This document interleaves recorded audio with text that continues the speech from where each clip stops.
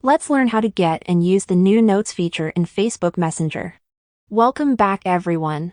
So recently, Facebook enrolled the new Notes feature for their Messenger, and I'm going to show you how you can get it and use it, so make sure to watch the video until the very end.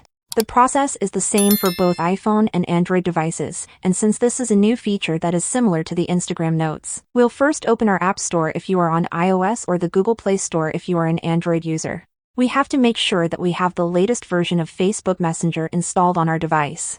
So if it says open right here, like it does for me, then your app is updated to the latest version and we can simply open it. But if it says update, click on that button and wait a couple of minutes until the latest version of Messenger is installed. Once the app updates, you can open it and log into your Facebook or Messenger account. Once you log in, you will see the new Notes feature above your messages, just like you can in the Instagram DMs. This is my new account, so I don't have any notes from my friends, but you will see them here. If you want to share a note in Messenger, all you have to do is to tap on the plus button right here and you'll get this little box where you can share your thoughts. You can write anything you want in here, and when you are finished, just tap on the share button in the top right. Your Messenger note will be shared with your friends and all the people that follow you on Facebook. The feature is pretty much the same as on Instagram, so it will be easy to use it.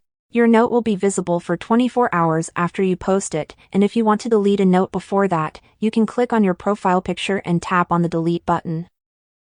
If you don't see the Notes feature in your app, I will do a separate tutorial on how to fix the problem, and I'll leave the video link in the description down below. Thank you so much for watching, and I'll see you in the next video.